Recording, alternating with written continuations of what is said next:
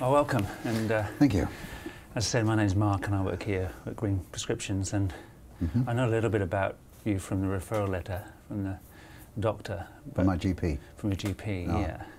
But before we get to anything else, I probably want to just ask you a little bit about what's led you to come here today and get a bit of an idea about what's been going on for you. Well, it's led me to come here, my GP.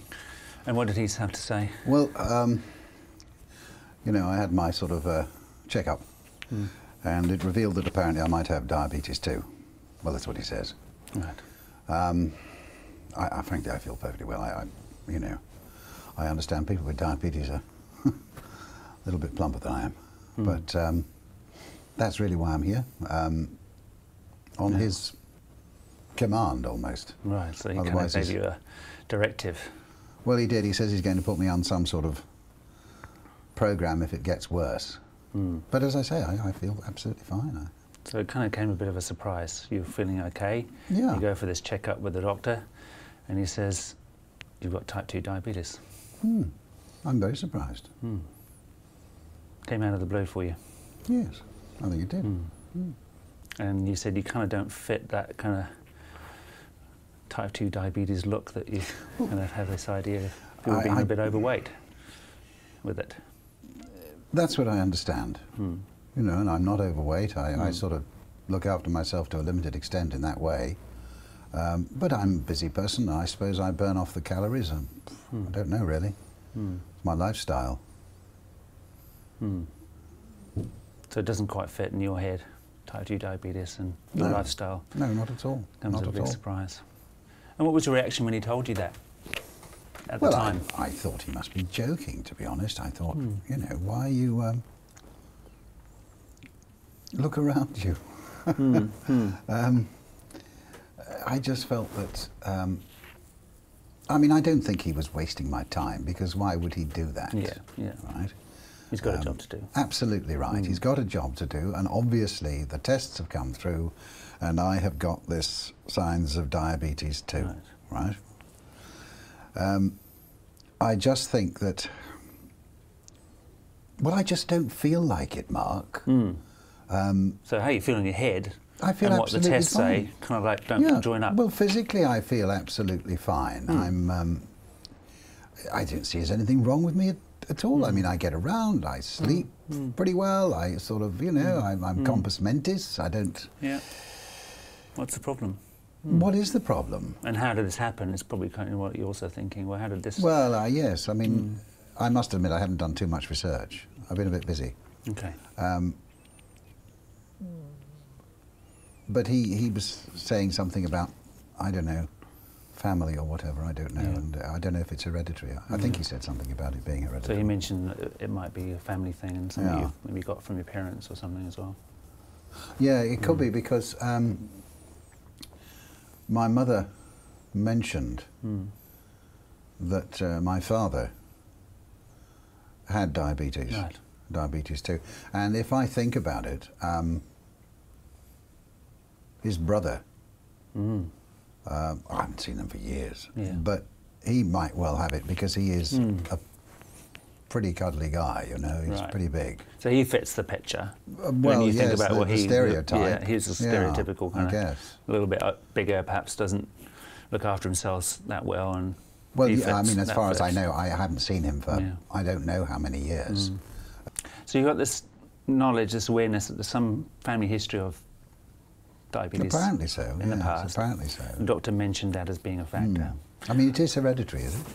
That's certainly true, yes. We know that people who've had parents, or when it's been in the past, there is a hereditary factor or a genetic factor involved. A genetic factor. And so, does that mean that if you've got a history of this within your family, if it's genetic, you are more likely than not to get it? Correct.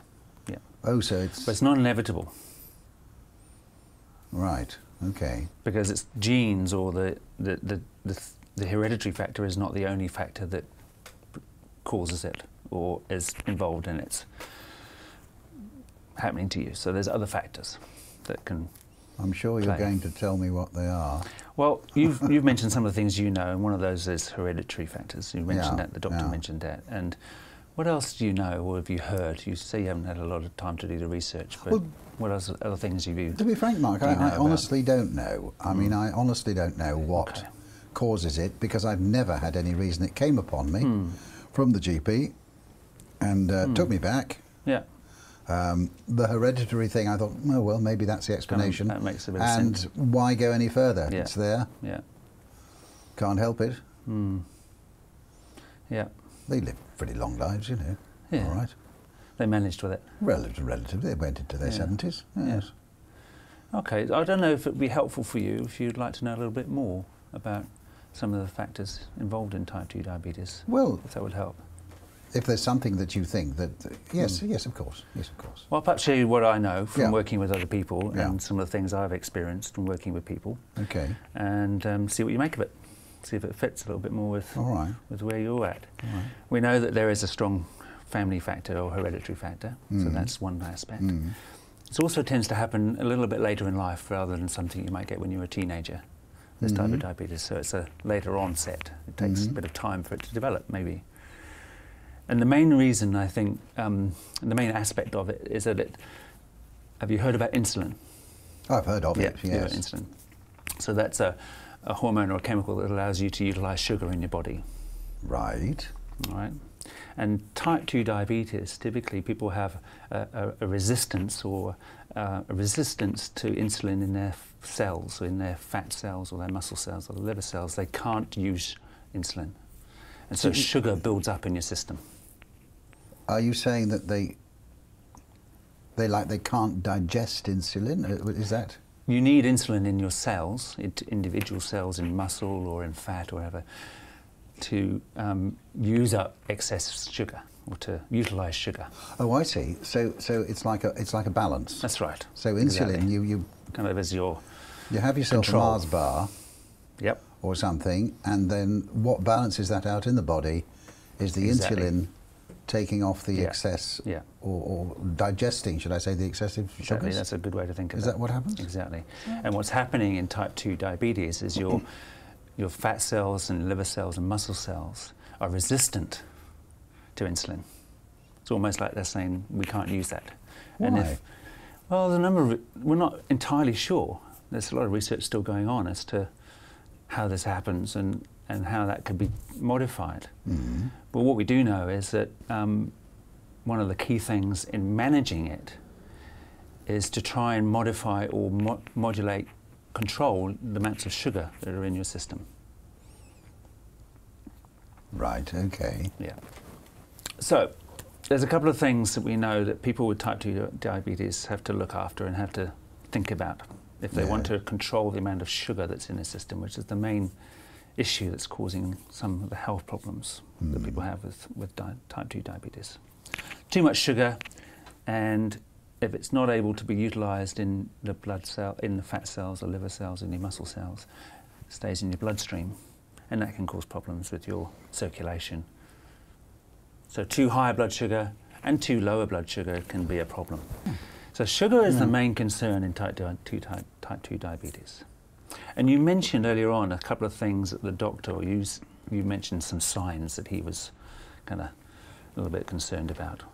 Well, what things had you noticed over the last month? You mean personally? Yeah.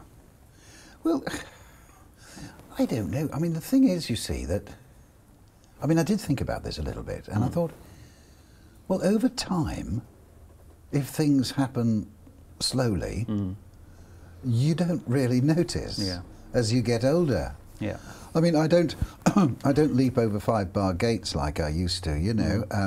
As opposed to running with the backs now, I tend to spend more time, you know, with my old mates in the bar at the rugby club and the such like. Yeah.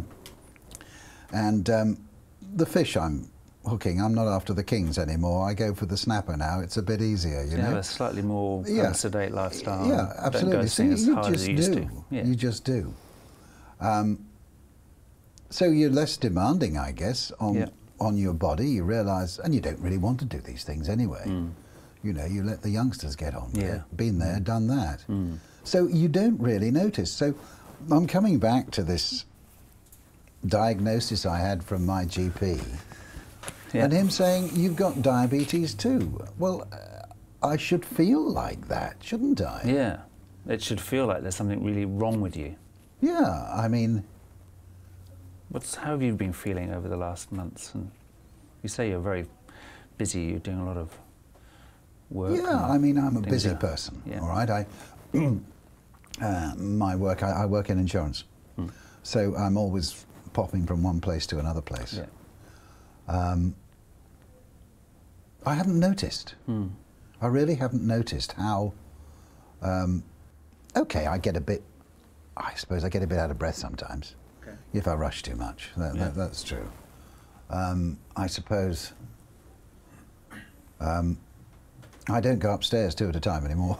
I use one at a time. So a little bit, so energy is not quite there sometimes. The vitality. Oh, certainly the energy I have is not what I have. I mean, I do need to. You know, I'm busy, but I do need to sit down. I do need to sit down and relax with a cup of coffee, you know, and things. More than I would normally. Yeah. But that would be about it. Is it getting worse? I don't know. I suppose. Well, worse. Is it increasing? Yeah. As I say, I don't really notice it. You haven't noticed it. So it's a progressive. You know, you've just seen this as you've got older. Things have slowed down. You're not as active as you used to be, but that's kind of like what happens. Yeah. At least that's what I think. I mean, I don't know if you're telling me that I should be more active, or my GP is saying I should be more active. As I say, I don't do any regular form of exercise. I have to say, not anymore. Yeah. Okay. But maybe I don't know. Bit of a mystery. I mean, I've got a great lifestyle. I mean, it's very good. I mean, I've got all my mates down the rugby club, and I've got you know, even in the summer when that's a bit down, I used to coach rugby and I coached cricket when I finished playing. So, so I've got the guys in the cricket club, you know, for the summer evenings, and then of course we've got the fishing, and that's all of us combined. We're a big gang, really. So what I'm hearing is there's actually a lot of aspects of your life which are really good. Oh, I and think from my your life, perspective, my life's great. Things are going well. My life's great, and then you turn around and say, "Hey, you're ill, you're sick." It doesn't fit. And no, I'm not. Yeah. But you see, he said to me that he's going to put me on some sort of a daily monitoring of, is it sugar levels? And I'm going to have to take regular pills. Right. Well, frankly, the only pills I take are sort of paracetamols for a bit of a headache in the morning, you know. Yeah. So the idea of having to test your blood sugar and take medication is kind of like, oh, come on, you know. It's a bit too... Well, life's too short. Much. Oh, it's the truth. Yeah. You know. Okay. I mean, you're here today, and that's probably something in you thought, well, I'll follow this through. You know, I'll come along and see what they've got to say. And I'm just wondering, for this session, for the time we have today, there's a number of things we could talk about. You mentioned a couple of things about your lifestyle, and medication is one thing. You've been told by the doctor you might need to do that.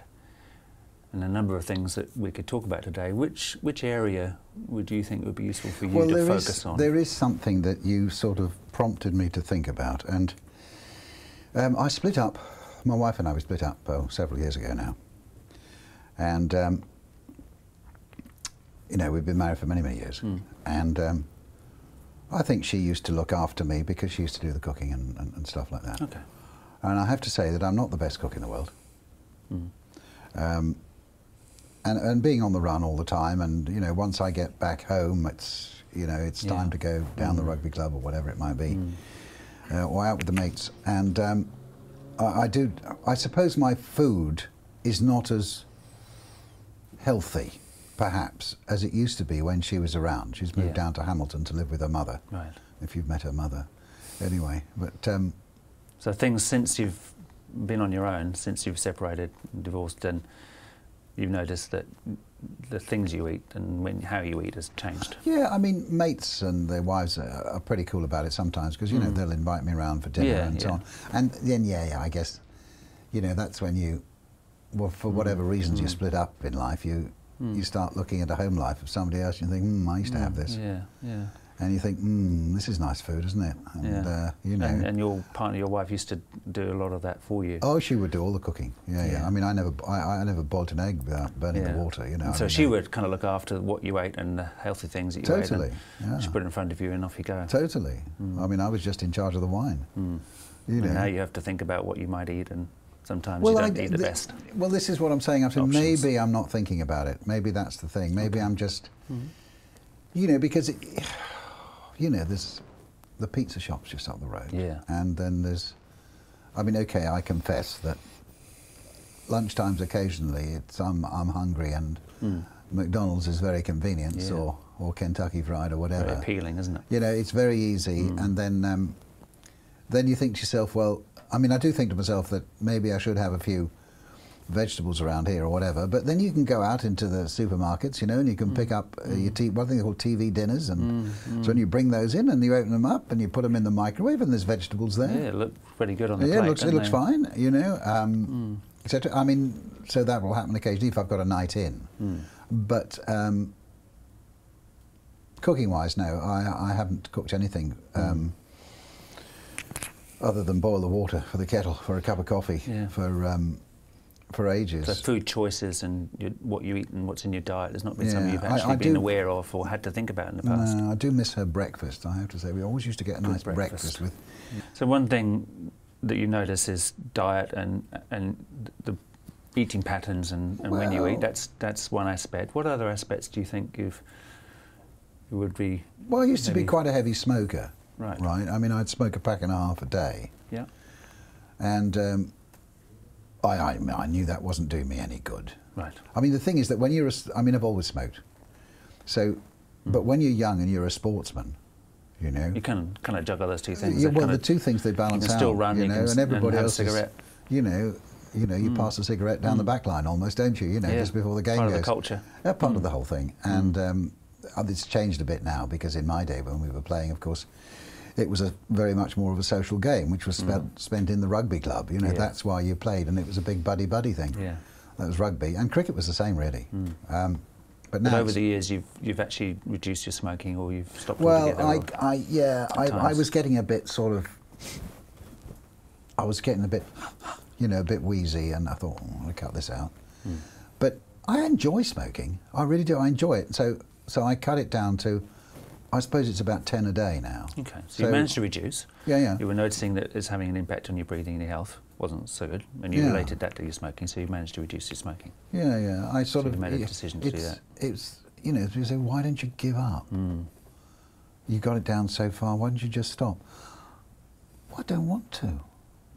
I enjoy it. Yeah. And it's hard to stop something you enjoy, isn't it? Well, yeah. I mean, you know, the thing is that you get to...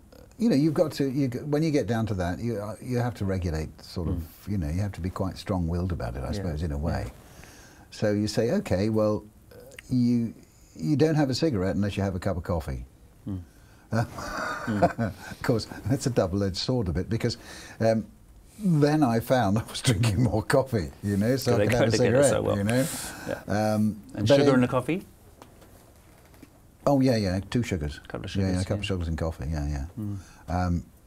So we've cut that down, as I say, but the problem goes that the coffee, you know, we're up to 8 or so, 10 cups of coffee a day now. Drinking more coffee. So what I've heard you saying so far is, if I can just start right back from the beginning, and he came in and said, right, I went to the doctor.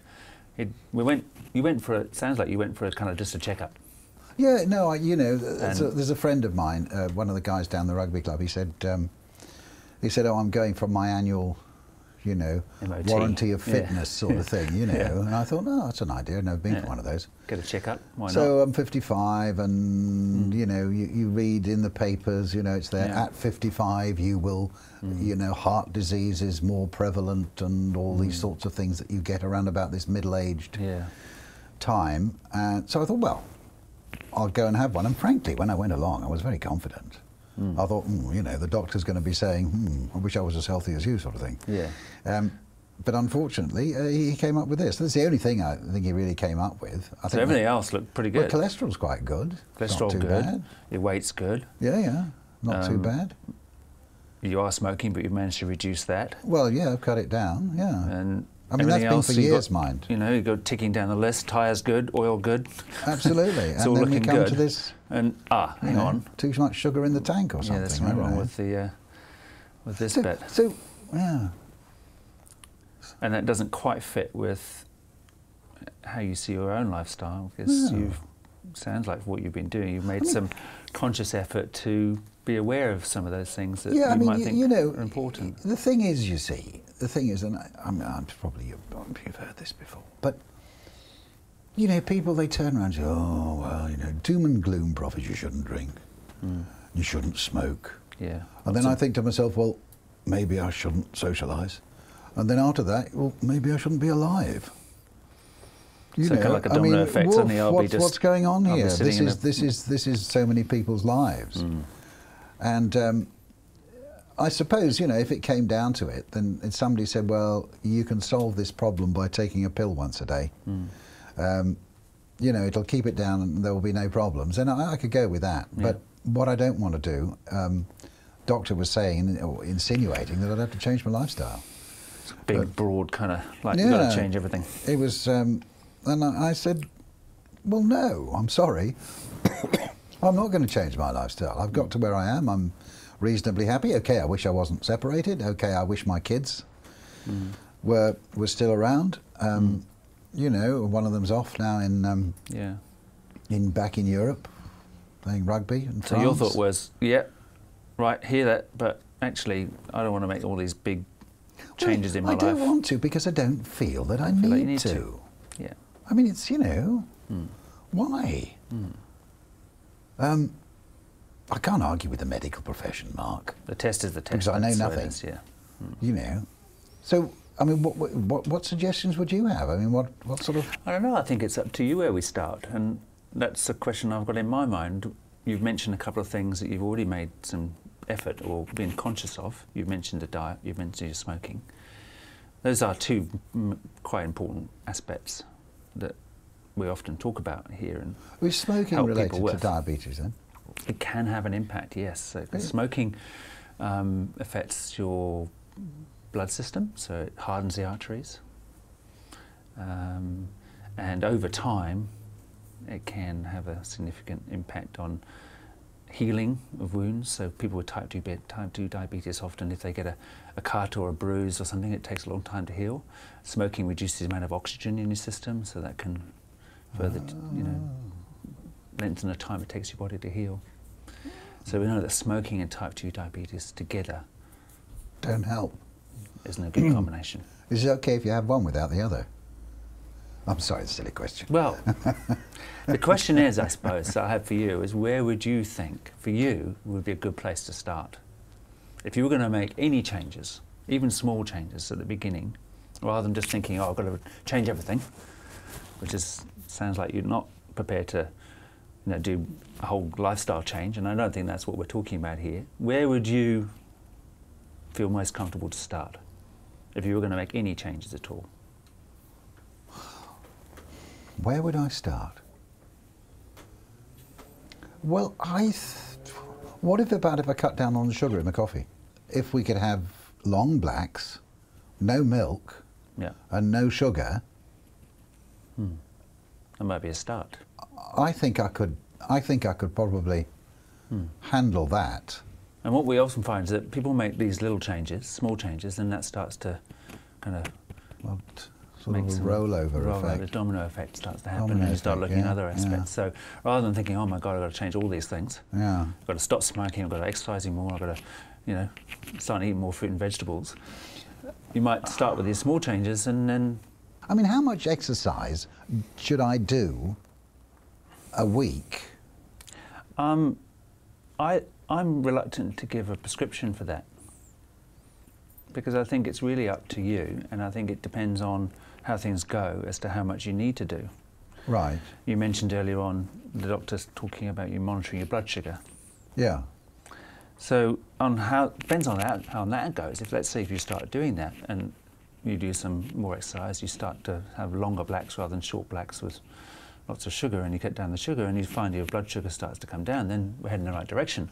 Okay, so it's really, I suppose, up to how things go for you, and you get that feedback, and if that's going in the right direction, you carry on doing and do some more of that. So are we saying then that really all I need to do for this moment is I can forget about everything but cut out the sugar in the coffee and the milk? I don't know, but you might as well, you know, milk without sugar is silly. But if we do that, is that where we start? I think where we start is where you feel comfortable starting. Well, I mean, that's something that's not difficult to do. Apple you start for breakfast and get yourself an apple, a bit of apple and so on. So what I'm hearing you kind of saying is that you're now starting to think of some very useful little starting points. Not huge changes, but some little things you could do. Yeah. And it's kind of dawning on you that there may be some possibilities here for making some changes. You know, let me ask you this. Let's say you put some of these things in place and you start to make some of these small changes. Yeah. Where do you see that taking you in the next 3, 4, 5 years? You know, where do you want to be in 3 to 4 years' time? What would be your ideal picture? Well, you know, this is difficult because I don't feel unhealthy now. No. So I suppose it would be fun to... Maybe you should join a club or two. That's what I'm thinking, because I'll be with mates. Yeah, you like the social aspect. I love the social aspect of it, and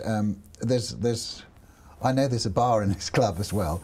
Don't misunderstand me. I don't drink till, you know, I'm not an alcoholic or anything like that. But part of that whole keeping fit and exercise stuff is actually the social side of it. Yeah, so to get that balance, and maybe that's what I'm actually missing in life, and maybe this is...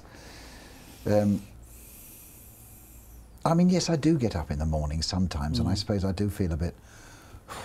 Yeah. You know, even after a decent night's sleep, you know. And you need... I'm getting this cup of coffee, and maybe... The coffee helps a little bit. And that gets me going, yeah. And the sugar in it helps. Yeah, the sugar gives me the boost, I suppose. It's fantastic. So what I'm hearing is that your work, your routines are... Sometimes you're driving, or you've got to keep awake. You get up in the morning sometimes, and you haven't quite got that buzz or that energy. So you need a shot, and then throughout the day you might need some more shots to keep that energy up. If I give up sugar in my coffee, give up the milk, black coffees, right? Yeah. If I find some social form of exercise, like squash. And an activity which has got a start and a finish, and it's something you do for a slot. Yeah. And then there's maybe some social aspects to it as well. You can see some benefits and some enjoyment to be had from that. And then, you know, give this, say, 6 months, I don't know what period it would be, then go back to the GP and say, test me again. That sounds like a great plan. And so maybe that would... yeah. Sounds like a maybe good it's an idea. I mean... I think anything you do, it has to be something that you've decided. You know, you start where you want to start. You've mentioned some really good ideas about possibly getting a little bit more exercise into your life, doing something like squash or something of that nature. You've mentioned some really good ideas about reducing the amount of sugar you're intaking during the day, and coffee is a good place to start. Having an apple for breakfast, I think you mentioned that, a bit of fruit. Yeah, like my wife Those are used to. some really good ideas and good starting points. So thinking about it like that, where are you now? Where's your thinking now? Well, do you see, I mean, I'm thinking, actually, I mean, it might not be a bad idea, this, because it would mean I could socialise harder, couldn't I? No, I'm just joking. Yeah, I mean, why not? Why not? Why not? It might be fun. It's a new path. What's to lose? And what's to gain? Well, it would appear there is something to gain. And, I mean, what do I lose? I don't know till I do it. But I'm thinking that if I do it and I do what I'm enjoying doing, I won't miss what I'm not doing. Does that make sense? It does make sense, yeah. Yeah, I don't mind. It's not a... So when you look at it, there's probably more to gain from making these changes than there is to lose. I'll talk to Billy about Bill. He's the gym bloke. Right. I'll have a word with him because I'm due down the club tonight. Yeah. Mm. Really. So you've got to work these things out in your mind, you know, and work out where's the best place to start. That you say, where are you at now? Where are you going? And this is what I've got to do. I think I'm in a rut. I think that's where I'm satisfiedly sort of contented, sitting in this rut, and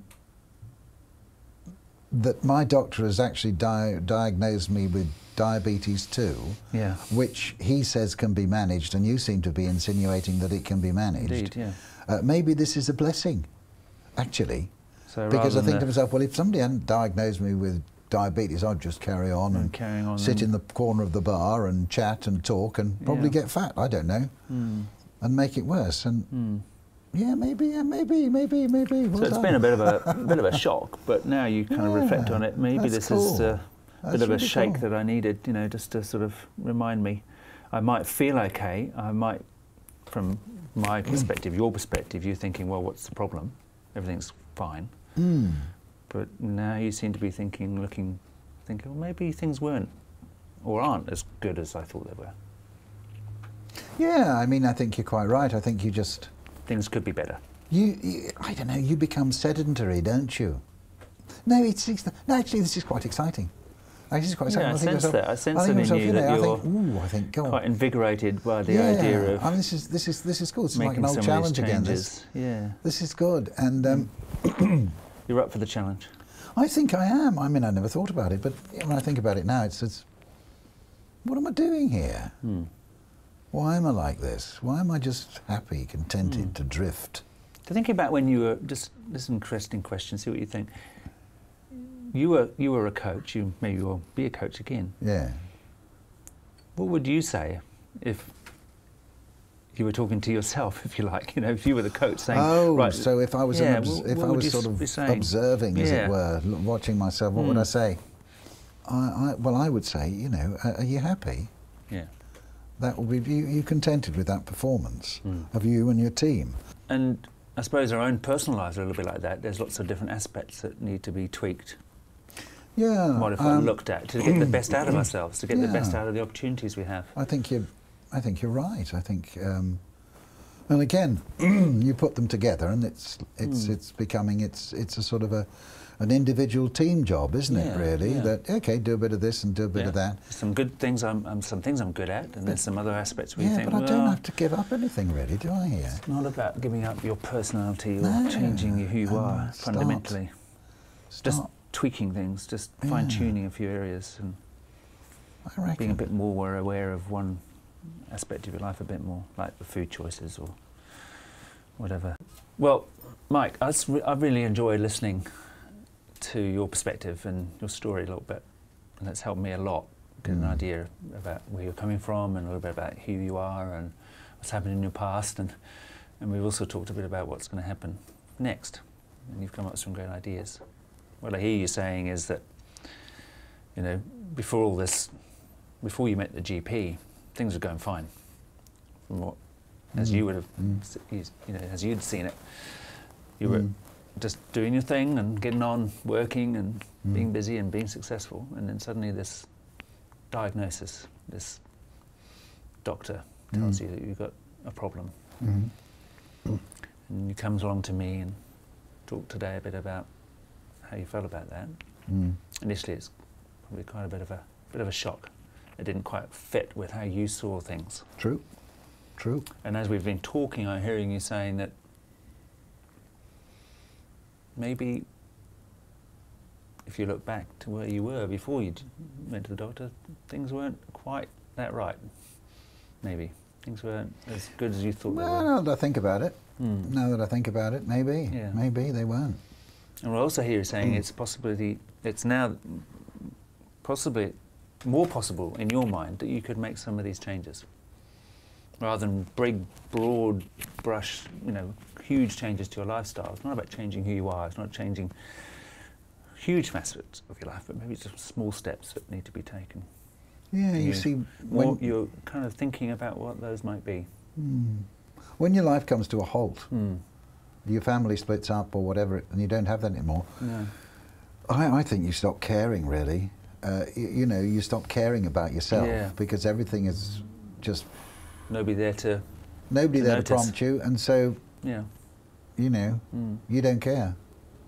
So now it's time to think about looking after yourself a bit more.